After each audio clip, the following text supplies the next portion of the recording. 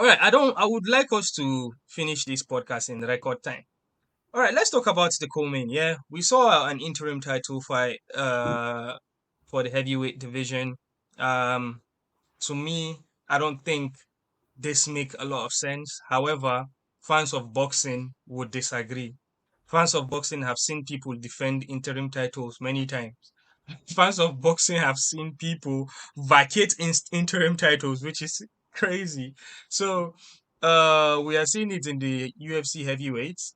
Now Tom Aspinall, the third British champion. I am sure when he gets back to Heathrow, probably tomorrow or next tomorrow, it's going to be crazy. Just watch out for social media. You would see a lot of people would come and meet him at the airport singing and drinking beer. Uh, Shout out to Tom Aspinall versus Sergey. But what was your thought? Did this fight turn out what you thought it was going to be? Did you think Sergey was going to win, or did you give it to Tom Aspinall going into the fight? I'm a British by heart, so I gave it to Tom. And aside from being British by heart, right? I Mm-hmm. think Tom Aspinall is actually the better, well-rounded fighter. So Mm-hmm. definitely, it was a no-brainer. And when you look at the statistics, right, both of them have an average of 2 minutes plus. Mm-hmm. Average time in their fights over like the past 5 fights. So what would you expect? Statistically, you would want to follow the trend. And to circle back to what we were saying previously about the interim title, right? In the Mm-hmm. UFC, we've seen people defend interim titles. Tony Ferguson the other time defended his Mm-hmm. interim title against Justin Gaethje. So it's not going to be the first Mm-hmm. time we will see somebody defending an interim title in the UFC. So it does make sense to me. It might not make sense to some other people, but it does make sense. Yeah. Let me just take it back a bit. Temba has made mention. He used facts here. He said he will fight Jamal in May or June. The first four pay-per-view of next year are already booked anyways till April. Yeah, April. I think the only one that isn't booked is 300 yet. So I think 300 300 is the next one. in April. So that's always a big one. I don't think I don't think they would be on that one. I think that 300 already has McGregor name written on it and probably Sugar Sean O'Malley and Cheat. Oh, no. She Chito was shot Rivera and the Sugar Sean 299. has already been announced. So if it has Conor McGregor on it, I don't think there'll be any title fights. It's just going to be like dream matches on there, I think. Um, let's go. So, yeah, Tom Aspinall, really, really happy for that guy. I don't think, Dana White has already mentioned that we are going to definitely see John Jones versus Miocic. One of my, one of the things that I did not like about the heavyweight in the past couple of years was Miocic as champion and how slow he is fighting. Obviously, he's up there in age, maybe not as active as he used to be. Uh, but if you look at a potential John Jones versus Aspinall fight, what do you think say go happen? I don't think that fight will ever happen. So this is what I think. This is what my take. This is my prediction, my projection, right? Mm. John Jones versus Stipe happens. Whoever wins that fight runs into the sunset of a retirement, and leaves the title vacant. You know why I think that's not going to be the case. I think John Jones leaving the UFC right now in the heavyweight division right now, I feel like he's leaving a lot of money on the table. He has not made enough money. When he was being John Jones, when he was a baller, UFC was not in the money that they are right now. So I feel like if he leaves, he should stick around for like three more fights if he wins that fight. I think even his financial advisor will probably tell him the same thing, unless he wants to go and start doing celebrity boxing. But I feel he shouldn't. I understand if Miocic would retire after the fight, win or lose. Uh, but I'm sure he would want to retire on top. So the thing is this, Uh, right? The thing is this: he has a legacy to protect. Remember, he's undefeated in the UFC, right? And yeah, but we're who fighting the top undefeated here? Aspinall. Fighting the top Aspinall in The thing, Diaries. something about that is I feel like if he retires now and the money finish, right, and then he looks back in his when he's old and he can't do it anymore. I feel like he's going to regret that he didn't stay because he just felt that he needed to protect. They're A also going to loss is make not going money. to, at this point, a loss is not going to do anything. GSP, look at GSP. GSP is still a legend.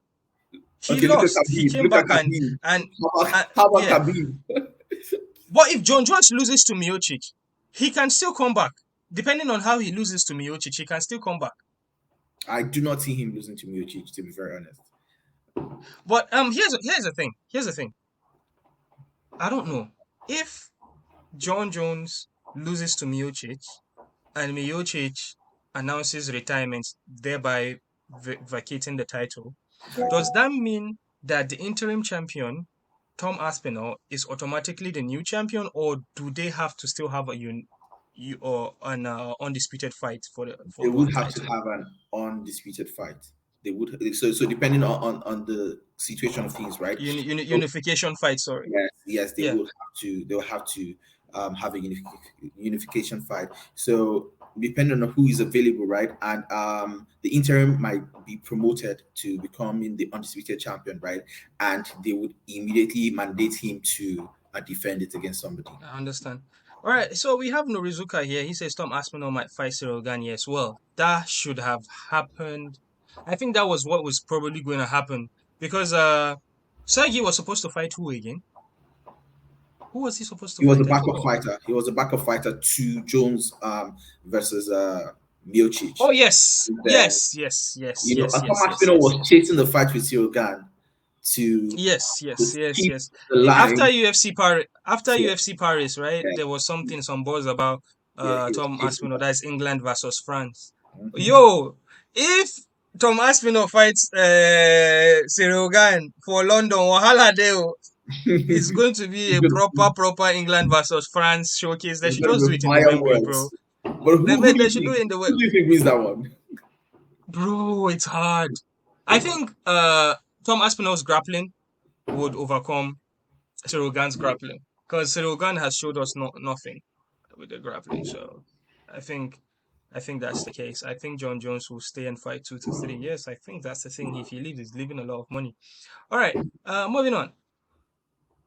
Well, the one, blah blah blah. Back to the apex. When will this end? All right. Because of this question, I'm going to give a shout out to a proper shout out to our boy, Christopher Graham. Christopher Graham, he do help us a lot. He do send questions in. Every time you see us come out here, all the amazing questions you see or all the segments are all suggested by Christopher Graham. And you can too by joining our Patreon. Please feel free to join our Patreon. We are on Patreon. You could pledge any amount and support the African fighters. We would really appreciate you if you do that. And also, if for any reason you cannot consume our podcast in video, you could consume our podcast in audio form. Maybe when you're working out, taking a run, put us in your ear and we'll make you laugh. We'll make you feel like you're part of a conversation, I promise. You make you happy Yeah, about African yeah, fighters. yeah. All right, guys. Going to go back into it. All right. So, yeah. Christopher Graham says, back to the apex next week. When will this end? Ha. Uh, Amo, I have said this before. The pandemic came with a lot of things, a lot of negatives and a lot of positives. It brought positives for the UFC because they had more people watching them. It was during the pandemic that they had one of their biggest pay-per-views ever in Yas Island, Kamaru Usman versus Masvidal one. That was 1.2 million pay-per-view buys. That is the only UFC pay-per-view that is not McGregor that crossed a million buy in forever. So, and then they had like a growth in their fan base. I would say I started taking UFC serious during the pandemic because I couldn't cut it with WWE and AEW. So that's me personally. So there's a lot of positives that happened with the empty arena events. With they stayed on track, right?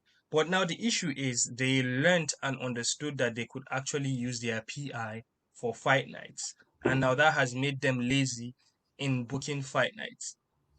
Fair game, we have started seeing some fight nights are going out in different cities, but it's almost like they just do it small, small, small, small. Apex doesn't give you that energy. It doesn't give you that big fight feel.